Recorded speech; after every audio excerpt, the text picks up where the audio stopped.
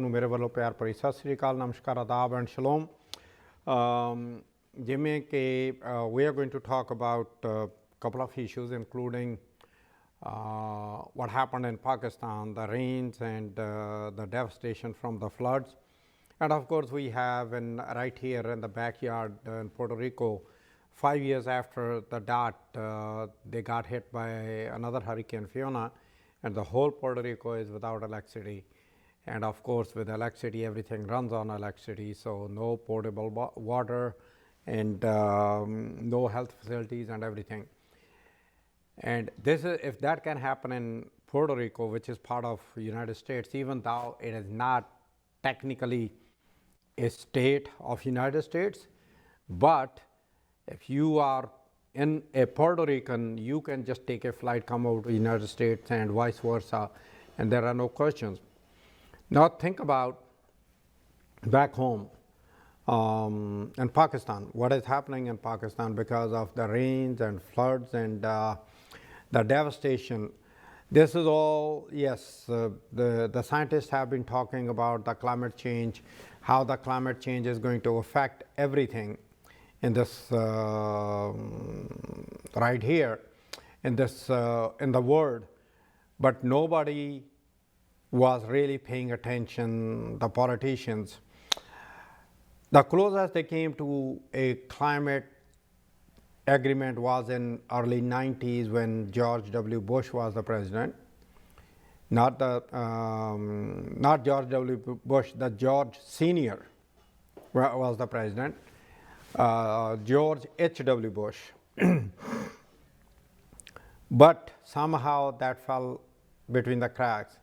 And 30 years later, still we do not have much agreement, but there is one thing where we all agree that the climate is changing. And because the climate is changing, the things are changing, including rising of the ocean levels, melting of the snow, reduction in the sizes of the lakes, and you go on and on and on. The fires in the areas, especially the devastating fires which are happening in different parts of United States and in Europe. And I'm pretty sure it is happening in other parts of the world also, but they don't get that much attention because of the media discrimination, if I may say so. Because what happens is there is no access of the media to those areas, or if there is an access, the media company, they do not have interest in covering that because there is not money to be made. So everything revolves around money, how to make the money and where to make the money, where the money is. That's why they say follow the money. But anyway, so going back to what is happening in Pakistan, I was talking to a couple of people who I know from Pakistan, and I'm going to have a gentleman with me after the break to talk about it also. The devastation is so much that people have lost all their livelihoods. You know, it's not just the crops, but their, if they had the goats, they are gone. If they had the buffaloes, they are gone. If they have the cows, they are gone. No houses to live in, no place where you can relieve yourself when the Mother Nature calls. And especially for women, it has become a more serious issue because not only first of all, yes, it is not easy to do for either male or female in the open, but for the female it is more of an issue. And on top of that, not only that, but also when the society is so much closed where the women are kept under the what they call parda, that they don't allow the women to go out, and all of a sudden you don't have the house, you don't have the bathroom, you don't have the restroom, you have nothing left, everything is gone. And where you go when Mother Nature calls, whether you are a male or female member of the house, of course in the open.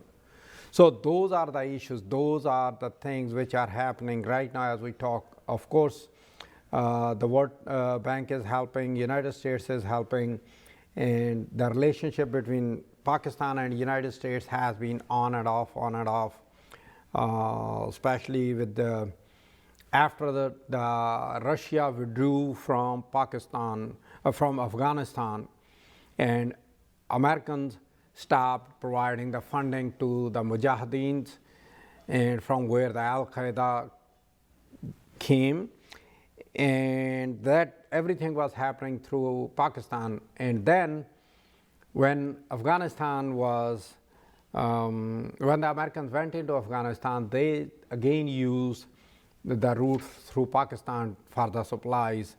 The shipments will go to ports in Karachi and other southern part of the Pakistan. From there, they will unload and then they will load it on the trucks, and they will go to the Afghanistan. And of course, the air transportation, but you cannot transport everything through the air. So there were issues at that time, but somehow at this point, right now, United States is trying to help as much as they can to provide aid to Pakistan. And with that, yes, there is some sort of relaxation, or if I may say, a ceasefire on both sides. And also, we also have Imran Khan hanging with a thread about how he was kicked out from being the Prime Minister of Pakistan and what happened there. And now we have this government of Pakistan with different groups coming together, and the election around the corner in Pakistan is another big issue. And that's why in politics, everybody's playing their own politics with the lives of the people. Like over here, the immigrants are being done that. I will talk about that after we are done with the discussion on the Pakistan. Why I'm talking about the Pakistan so much today, the reason is because the whole South Asia was one. It was India at one point. Yes, when 1947 happened, Pakistan came into existence. Punjab was divided, being from Punjab, from East Punjab, if I may say so. And my wife's family came from West Punjab, which is a Punjab in Pakistan. So what happened was, it was the same area geographically which gets the effects of everything. On the east side of Pakistan, of Punjab, East Punjab, the complaint is about the water table going so low that the people's the hand pumps in their houses, they are running dry. They had to go back and dig deeper and deeper, 200 feet, 300 feet, even before they can hit the water table. And within a year or maybe 2 years, that's gone too. So that is the rate of depletion of water in East Punjab. Now in West Punjab, with all these floods, they do have some other issues, but the water table issue is not as severe as it is in the East Punjab, because two factors happen in East Punjab. One is the diversion of the water from the rivers to the dams, and then for irrigating the fields all the way far flung to Rajasthan and Haryana. And that definitely the natural replenishment of the water is not taking place, number one. Number two, the population increase. As the population increase, that consumption of the water for your clothes, for your washing necessities, bathing necessities, drinking necessities, and you name it, the consumption per capita consumption increased. And where the water is coming from the ground resources, because there are no other natural resources where, like here in United States, so we have these different lakes which provide some water to different communities depending on where you live in America. So all those things, they definitely aggravate the situation.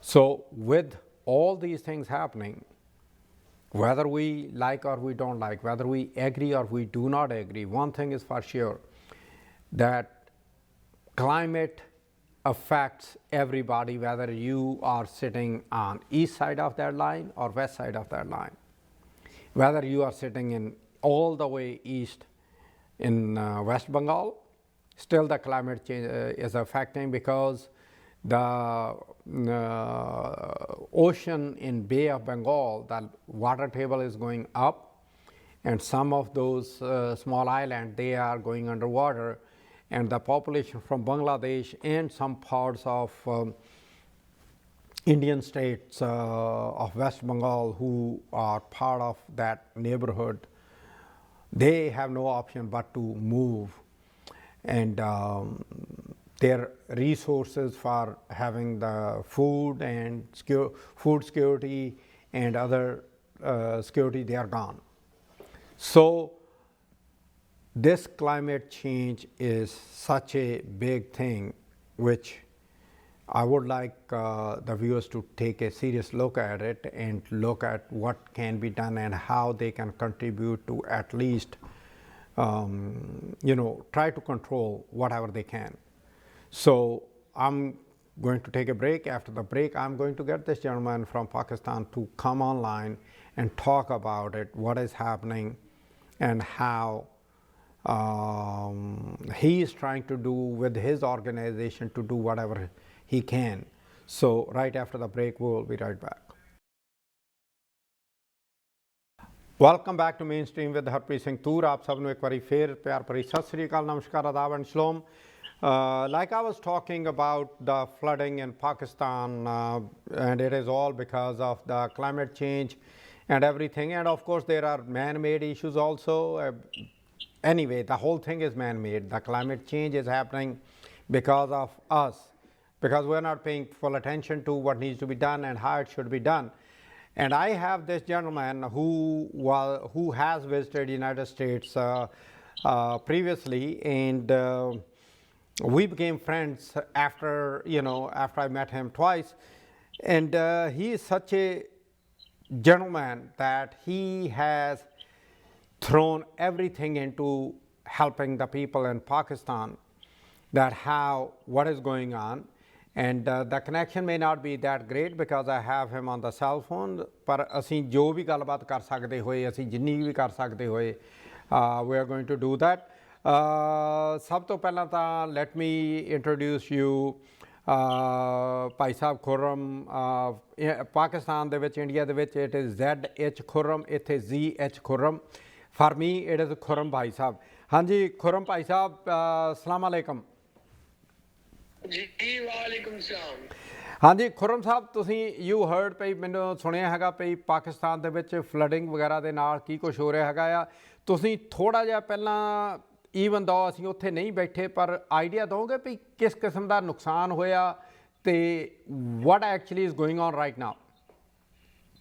इस वक्त सिंध में, बलूचिस्तान में, खैबर पख्तूनख्वा में और जनूबी पंजाब में सैलाब ज़दगान से बहुत ज़्यादा नुकसान पहुंचा है. और जनूबी ये जो सिंध है, सिंध का तो हाल ये है कि हम एवरी सैटरडे, हमारा इदारा है सोशल रिस्पॉन्सिबिलिटी ऑर्गेनाइजेशन, जो across the language, across the religion काम करता है. इसमें तमाम मज़ाहिब के लोग मेंबर हैं, क्योंकि जब कोविड आया तो हमारा वाहिद इदारा है जिसमें स्प्रे, सैनिटाइजर, गेट्स, मास्क, ये सब तमाम मजहबी रसूमात की जो जगहें और सोशल वेन्यू है, चर्च पे, मंदिर, गुरुद्वारे पे, मस्जिद पे, इमाम बारगाह पे, सोशल वेन्यूज पे, स्टेशन पे, ये सारी जगहों पे हमने किया. तो वो हमारा इतना स्ट्रॉन्ग नेटवर्क बना हुआ था कि अभी सैलाब जब आया है तो हमारे ऑलरेडी पूरे सिंध में और बलूचिस्तान में जो नुमाइंदे हैं, उन्होंने हमें बताया कि वहाँ पे बड़ी अजीब सी सिचुएशन है. फिर पानी खड़ा हो रहा है तो वहाँ जो है वो डेंगू हो रहा है और डिफरेंट बर्ड्स हो रहे हैं. तो हम यहाँ से एवरी वीक जो है वो तकरीबन कोई 30-40 लोगों के डेलीगेशन के साथ जाते हैं, जिसमें doctors, paramedical staff, nurses, volunteers और स्काउट्स होते हैं, जो हम वहाँ पे पहले तो स्प्रे करते हैं मॉस्किटो का, تاکہ وہاں پہ کسی قسم کی بھی اگر کوئی ایسے انسیکٹس ہیں جو آپ کو ہی پرابلم میں لے آئے تو اس پورے ایریے کو ہم اسپرے کرتے ہیں. پھر وہاں میڈیکل کیمپ لگا رہے ہیں جہاں پہ فزیشین ہوتا ہے, جہاں پہ گائنیکالوجسٹ ہوتی ہیں, جہاں اسکن اسپیشلسٹ ہوتے ہیں. اس کے علاوہ ہم وہاں پہ جو ہے وہ کپڑے کلاتھ جو ہے وہ ڈسٹریبیوشن دیتے ہیں, فوڈ آئٹم دیتے ہیں. تو جو بھی دوائیں ٹیسٹ ہر چیز ہماری چل رہی ہے. اس وقت جو سیلاب سے دریائے سندھ کا پانی جو بڑا سیلاب کی وجہ سے, تو وہ جتنے بھی گاؤں ہیں وہ سب ڈوب گئے, اور وہ لوگ اس وقت جو ہے وہ ہماری مدد کے طلبگار ہیں. جو لوگ بھی ہمیں اس میں سپورٹ کر رہے ہیں زیادہ تر تو ہمارے دوست ہی ہیں. ابھی تک ہمیں کسی گورنمنٹ نے یا کسی ڈونر ایجنسی نے نہیں کیا ہے, کیونکہ ہمارے جو لوگ ہیں وہ ہمارے بڑے اسٹرانگ ہیں, اور وہ ہمیں کہتے ہیں کہ بھائی یہ آپ نیک کام کر رہے ہیں across the language, across the religion, تو اس میں جو چیز بھی چاہیے ہم آپ کو دیں گے. تو بڑا اسٹرانگ ایکسپیرینس ہے. پورا سندھ تو اس وقت ڈوبا ہوا ہے اور بلوچستان تو پورا ہی ڈوبا ہوا ہے, دونوں ڈوبے ہوئے. اچھا, میرا یہ سوال ہے آپ سے کہ آفٹر آل آپ اتنا کچھ کر رہے ہو, اتنی ایفرٹس کر رہے ہو, والنٹیئرز وغیرہ بھی ہیں, سب کچھ ہیں, جو گورنمنٹ کی رسپانس ہے وہ کیسی ہے؟ گورنمنٹ کی رسپانس تو زیرو ہے. گورنمنٹ کی رسپانس جو ہونی چاہیے وہ نہیں ہے, اور کیونکہ ہم یہ سوچ کے بیسیکلی کر بھی نہیں رہے ہیں, کیونکہ ہمارا ٹارگیٹ جو ہے وہ یہ ہے کہ ہمارا کام ہماری پہچان ہے, یہ ہمارا سلوگن ہے. ہمارے ملک کے ایک بڑے شاعر احمد فراز گزرے ہیں, وہ کہہ گئے شکوے ظلمت شب سے تو کہیں بہتر تھا, شکوے ظلمت شب سے تو کہیں بہتر تھا, اپنے حصے کی شمع جلاتے جاتے. تو جو آپ کو کیا بات ہے, کیا بات ہے, کیا بات ہے. کام کر, جتنی دیر آپ ڈیبیٹ کرنے میں لگیں گے کہ یہ کام گورنمنٹ کا تھا, یہ فلاں ادارے کا تھا, تو اتنی دیر میں تو وہ آپ کام کر لیں گے. تو ہم اس بات پہ فوکس رکھے ہوئے ہیں کہ ہم جہاں بھی جا رہے ہیں وہاں بڑا اسٹرانگلی امپلیمنٹیشن کر رہے ہیں اس کے اوپر.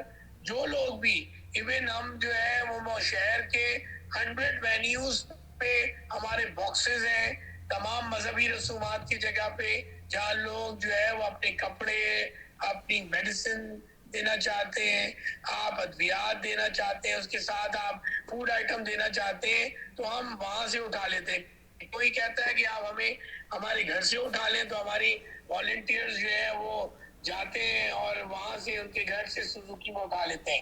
تو ہمارا تو بڑا اسٹرانگ نیٹ ورک ہے جس کے اوپر ہم اسٹرانگلی کام کر رہے ہیں, اور ہم اس پہ ڈیبیٹ, کام جو بات آپ نے کہی ہے, کام تو یہ سارا کچھ ہے گورنمنٹ کا.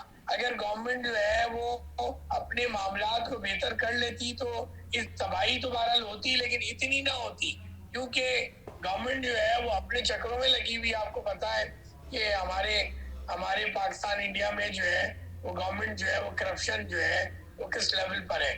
تو ہم نے بہتر یہ سمجھا کہ ہم ان سے ڈیبیٹ نہ کریں کہ بھائی تم نے یہ کرنا تھا, تم نے یہ نہیں کیا. ہم یہ سمجھتے ہیں کہ ہم کیا کر سکتے ہیں. تو ایوری ویک سیٹرڈے کو ہم یہاں سے جاتے ہیں, سیٹرڈے کا ڈے لگاتے ہیں, نائٹ لگاتے ہیں, پھر سنڈے کی مارننگ لگاتے ہیں, تو سنڈے کی ایوننگ میں ہم وہاں سے نکلتے ہیں اور پھر نائٹ میں کراچی آتے ہیں.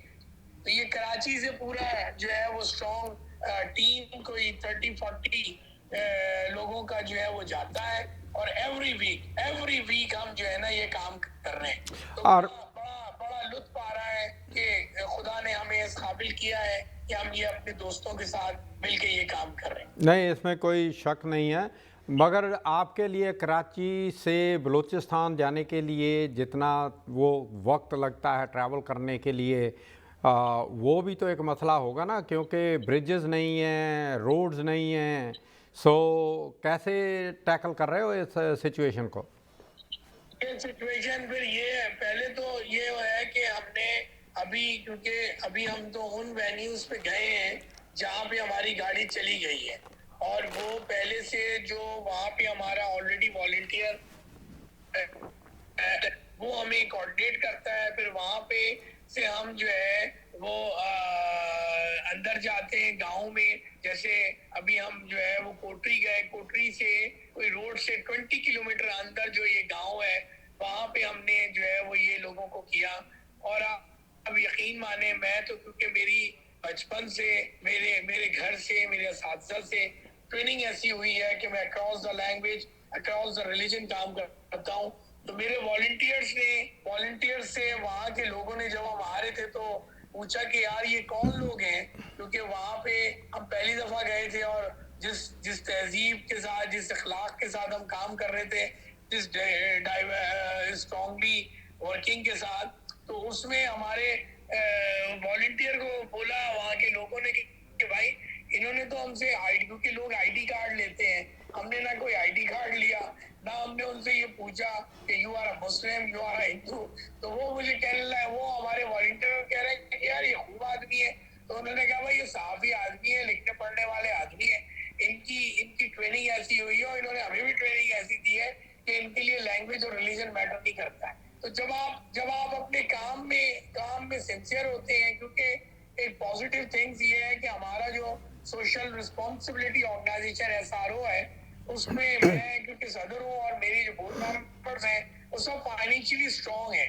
تو جب آپ فائنینشلی اسٹرانگ ہوتے ہیں نا طور صاحب, تو پھر آپ کا کام کرنے کا اسٹائل ڈفرینٹ ہوتا ہے اور پھر آپ کی ایک کریڈیبلٹی ہوتی ہے کہ یار یہ وہ لوگ ہیں کہ جو آئے گا تو یہ 2 روپے اپنی جیب سے لائیں گے.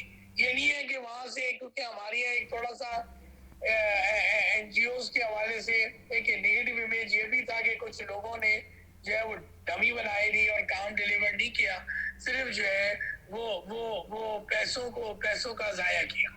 یا بالکل صحیح بات ہے, آپ جو بول رہے ہو بالکل صحیح بول رہے ہو. یہ جو واٹ ایور از ہیپننگ ایسے ہے کہ یہ جب کوئی بھی یہ دیکھتا ہے کہ بھائی یہ انسان کہاں سے آیا ہے, کچھ پوچھ نہیں رہا ہے, بس ہماری مدد کر رہا ہے, سامان کہاں سے لے رہا ہے, کیا کہاں سے آ رہا ہے, کیونکہ جو والنٹیئرز جو آپ کو سامان دے رہے ہیں کہ بھائی میرے پاس یہ ہے, میرے پاس فار ایگزامپل میرے پاس جی کنک ہے یہ لیجئے, میرے پاس پیسہ ہے یہ لیجئے, میرے پاس یہ دوائی ہیں یہ لیجئے, میرے پاس اور کچھ نہیں ہے میں سما دے سکتا ہوں, ٹھیک ہے میں سما دیتا ہوں. جب وہ لوگ اکٹھے ہو کر کام کرتے ہیں نا تو اس کا لطف ہی اور ہوتا ہے, and that's what you are doing right. بالکل ایسے ہی ہے طور صاحب, بالکل ایسے ہی ہے, بالکل ایسے ہی ہے, کیونکہ دنیا میں سب سے بڑا رشتہ جو ہے نا وہ انسانیت ہے. انسانیت ہے, بالکل صحیح بات ہے. آپ کا جو اخلاق ہے, جو آپ کی خدمات ہے وہ اتنی اعلیٰ ہونی چاہیے, اتنی اعلیٰ ہونی چاہیے کہ وہ آپ کے عمل سے لوگوں کو پتہ چلے کہ یار یہ لوگ ہیں, یہ وہ لوگ ہیں کہ جو across the language across the religion کام کرتے ہیں. کیونکہ لطف بھی معاشرے کو, آپ اس دنیا میں آئے ہیں تو کوئی مقصد حیات ہے, اور مقصد حیات یہ ہے کہ آپ کی ذات سے آپ کے بھائی بہن, آپ کے دوست احباب, آپ کے رشتہ دار, آپ کے محلے والے, آپ کا معاشرہ آپ سے فیضیاب ہو. اگر نہیں ہو رہا ہے بیکار ہے زندگی, یو آر جسٹ اینیمل. اور یہ جو کچھ کر رہے ہیں یہ گاڈ نے آپ کو اس قابل کیا ہے, you are just a messenger. You are just a messenger, بالکل بالکل. آپ کو خدمت کرنے کی. یا بہت اچھی بات کہی ہے آپ نے, کیونکہ جو کووڈ ہوا ہے, کووڈ سے بھی ایسے ہی ہوا تھا کہ کووڈ نے آپ کو موقع دیا اکٹھے ہونے کا, اور you are taking advantage of that. اچھا ایسے ہے کہ جانے سے پہلے آپ جو بھی کہنا چاہتے ہیں, you have a minute to say, go head. دیکھیں ہم اپنے دوستوں کو یہ کہنا چاہتے ہیں کہ دیکھیں اس وقت پاکستان میں خاص طور پہ سندھ میں بہت ہی برے حالات ہیں. آپ لوگ جو ہمیں سپورٹ کرنا چاہتے ہیں, ہمارا آپ اکاؤنٹ نمبر لے سکتے ہیں. اچھا یہاں پہ آپ ہمیں ڈائریکٹلی ادویات بھی بھیج سکتے ہیں, آپ ہمیں کپڑے دے سکتے ہیں, کینٹ دے سکتے ہیں. ہمیں یہاں پہ ایمرجنسی او ٹی ایمبولینس کی ضرورت ہے, کیونکہ پریگننٹ وومن بہت زیادہ ہے وہاں پہ, اور کیونکہ ہم تو یہاں سے صرف دوائیں دیتے ہیں اور ٹیسٹ دیتے ہیں, وہاں پہ بہت خطرناک قسم کی سچویشن ہے. اور گورنمنٹ سیٹ اپ جو ہے وہ اتنا ورسٹ ہے کہ وہاں پہ لوگ جانے کو تیار نہیں ہیں. تو بس میری گزارش یہ ہے کہ میرے سننے والے جو ہیں वो अगर चाहते हैं कि कुछ खिदमत खल्क हो तो एसआरओ को सपोर्ट करें, इसके हाथ को स्ट्रॉन्ग करें और यही आपको जो है खालिक आपको इसका अजर देगा। थैंक यू खुर्रम साहब, आपका बहुत बहुत धन्यवाद। और आप ये जो इन्फॉर्मेशन है मुझे आप व्हाट्सएप पर भेज दीजिए और मैं जो भी देखने वाले हैं उनसे उनसे शेयर करूँगा। एंड एक बार फिर आपका बहुत बहुत धन्यवाद और आपको मैं बाद में कॉल करूँगा। We will talk later. Have some rest. We need people like you on this planet to make this world a better place to live. Thank you very much. आपके चैनल का बहुत शुक्रिया कि आप लोगों ने इस वक्त एक अहम चीज जो इस वक्त पाकिस्तान में लोग परेशान हैं उसके हवाले से आपने हमारे लिए खास तौर पे टाइम निकाला। मैं आपका और आपकी टीम का भी बहुत शुक्रगुजार हूँ। Thank you. That was Mr. Z.H. Khurram, Pakistan to Segesi. Let us take a break. After the break, I will be right back. Welcome back to Mainstream with Harpreet Singh Toor. I'm going to discuss now American politics, what is happening right here in our state. Yes, we have talked about the climate change. We have talked about what is happening in Pakistan. It's like totally different sides of the world. When it is night here, it's day over there, and vice versa. Now the question comes in, what is happening politically right here in the United States? If we really look at it, there are extreme elements playing on both sides, whether it is the Democrat or the Republicans. And in between, the damage is being done to the fabric of of this country. The elections, which were a sacrosanct, the holy cow, they are being challenged for no reason.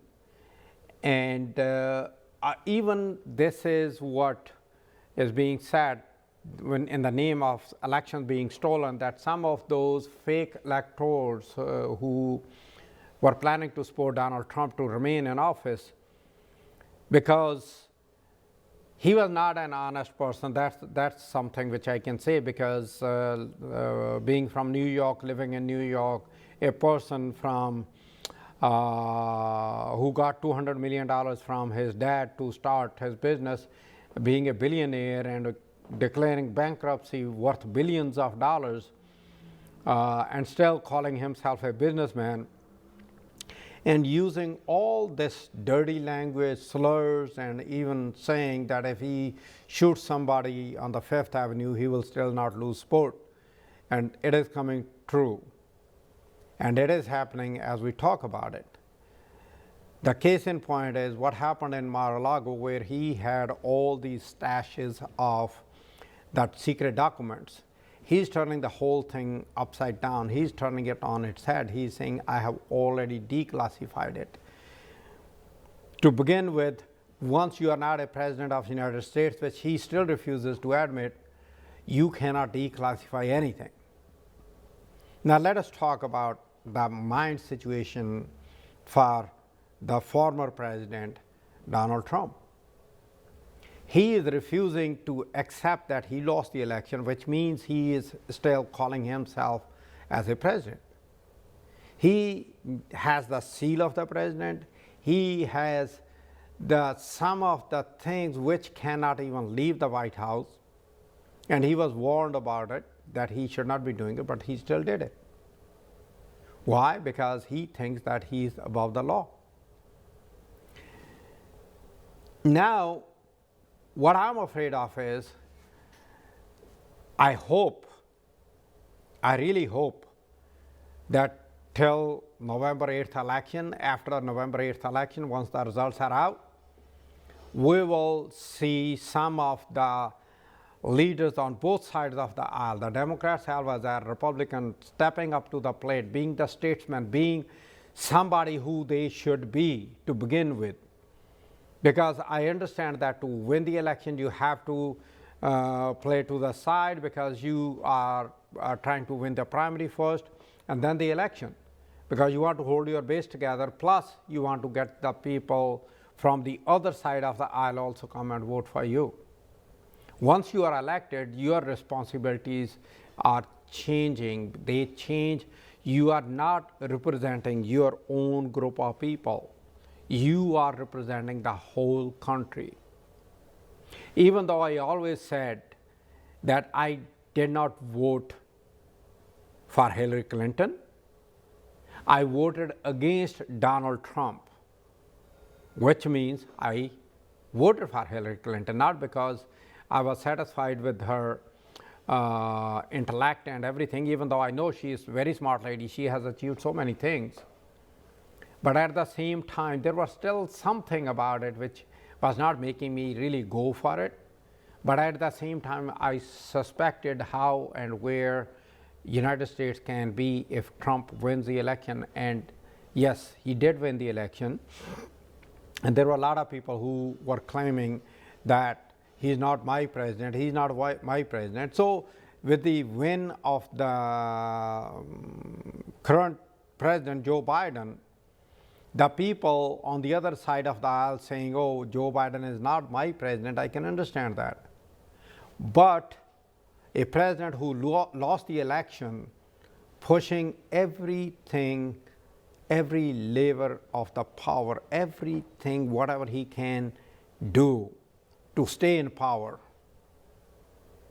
he did, along with his cronies, along with Rudy Giuliani, who was once called the Mayor of America, which again, I never thought that why he was called Mayor of America. He just did his job. There was nothing else he could have done at that time when 9/11 happened. Yes, I admire him for doing his part of the job, but at the same time, he did not do anything extraordinary at that point. But now what he is doing extraordinary, and that's why he is losing his license to be the attorney. The bar licenses are being suspended. They have been suspended here. And some of the other attorneys for Donald Trump, they are also going to lose their bar licenses because the laws of to have a bar license, you take an oath to uphold the law. Which law? To uphold the Constitution. And if you are not upholding the Constitution, it means you are breaking the law. If you are breaking the law, then you are not an attorney in good faith and you should not hold your license. So those are the things which are playing, and it's, in my mind, I have no doubt that it's going to take time. Everything takes time. In Punjabi they say, 100 din chor da, ek din saad da, which means a thief will have 100 days, but a saint will have only 1 day. At the end, like again in Punjabi they say, Odak Sach Rahi. And at the end, it is the facts, it's the truth which wins. But to go there and wait for that, that is the issue. Because we have smartphones on in our hands where we do instantly everything. And when we do instantly everything, it means what? It means that whatever we are doing, we should see the results immediately. You take a picture, you send it, put it on the social media, it goes throughout the world just like that. And the next generation is actually growing up with those expectations, and anybody who wants to be a statesman cannot really play to that social media requirements, the social media needs. Yes, it should be used. It should be used in a way where it shows that you care about the people who elected you and the people who voted against you. The job is to find out those people who voted against you, why did they vote against you? Not to punish them. But this is what happened during the Trump, even before he became the president. His slogan was lock her up. Her who? Hillary Clinton. And now he is about to get locked behind the bars. He himself is going to get locked up. Even though it will not happen, the reason is because there is no precedent, and that brings to me that Supreme Court precedent, which was a big issue this past week, which I'm going to talk after the break. But there is one thing for sure, that the justice will be done, the facts are going to come out, and once the facts are out there, then we will know where is what. And then probably, like when Nixon broke the law, he was pardoned by Ford when he resigned. And I'm suspecting same thing it will happen here with the Donald Trump. Once it is found that, okay, he broke the law, he did everything which was not supposed to be done by the president or the head of the United States, he did. But he may end up getting pardoned by the person who he refuses to admit that he won the election.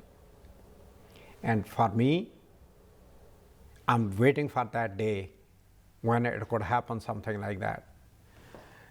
Because for a person like you and me, when we go out there, when we are driving, forget about everything. If we are driving and all of a sudden we see the red and blue lights of a police car behind us, all of a sudden we freeze because what the hell we do? What did I do? But somehow here it is being assumed that they can break the law and they can go scot-free. That's what I'm waiting for, that the law takes its own course and provides the justice so that the people can see. Let's take a break. After the break, we will talk. Welcome back to Mainstream. I'm Harpreet Toor. Going back to, we're talking about the law, the justice, and everything, okay? I always knew one thing in this country. It's not that I'm some kind of like, when the people after the election in the House of Representatives, when they were signing the sheets where they have to sign by the law about declaring that Joe Biden became the president instead of Donald Trump, who lost the election, some of the Republicans called Donald Trump Orange Jesus, and it is on record in the House of Representatives. Some of the congressmen and women who heard that, and some of them, they use this word. And yes, so the question is, what is it that is making those congressmen and women so much scared of him? It cannot be just normal, because we can argue about everything and then we can differ, have our own opinions and walk away. But why they are afraid of him, and they are afraid like hell? So what is behind that? Right now I have no idea, I don't know. But there are a few things which I can definitely share about here when I'm talking about. When he started his campaign, he started by attacking who? Judiciary. Because he knew, whether we agree or not, whether he is smart or his advisors are smart enough to advise him to attack the judiciary, because if you can control judiciary in this country, you can control a lot of things. FBI is another which you can control. Bill Barr was a tool for the then President Donald Trump, till it was enough for him. And now when he goes out and he gives all these statements, when he talks about, oh, this is right, this is wrong, what he's talking about actually is not what is right or wrong. He's talking about to redeem his status. There was time when Bill Barr was respected as a person of integrity towards the Constitution, that the person will abide and keep the law of the land intact. And he challenged all those things. He challenged all those things so that he can please the orange Jesus, the President Donald Trump. I'm sorry I'm using that term, but it is not, I did not invent it. I just picked it up from what transpired in the House of Representatives in Washington, D.C. So let us take a look at how he did. He started by attacking the justices wherever he felt like, okay, if he had a case going on, there was a case against him or his organization, and the judge happens to be a non-Caucasian judge, what he did was he will point that judge out, name the judge, and there were the judges who got the threats for their life just because before he became the president, he gave the name, and after becoming the president, these people somehow figured out that, okay, we can literally, if I may say that, we can attack these judges and we can get away with the murder, if I may say so. So, two crucial things happened during his presidency. One was that he started picking up the judges to attack them. The second thing which damaged the judiciary much more than him was what Mitch McConnell did.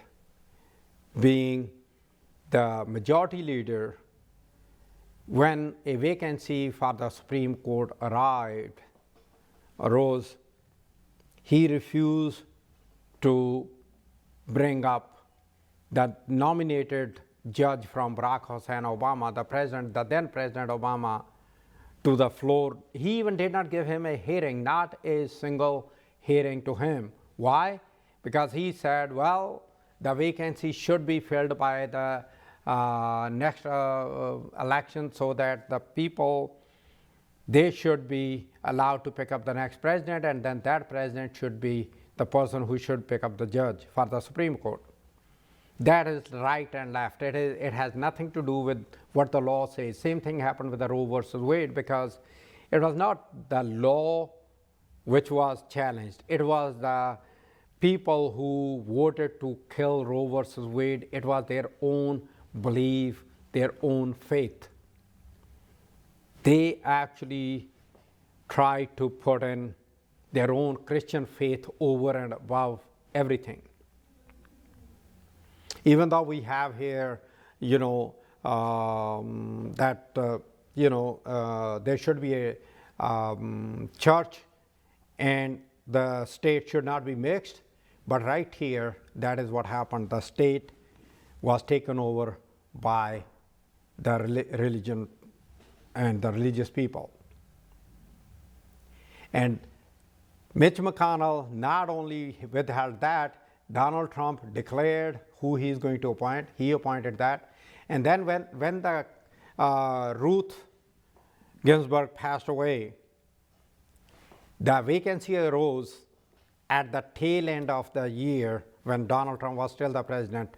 Mitch McConnell rushed it through to have another justice appointed to the Supreme Court to tilt the balance, and hence the result, Roe versus Wade being turned over after more than 50 years being the law of the land. So how and where we should be, what is the law of the land? Well, we still have to decide a lot of things, and that's why we need the people who can be the statesmen to lead this country to where it was and where it should be, not where it is today. With that note, till next time, good night and good luck.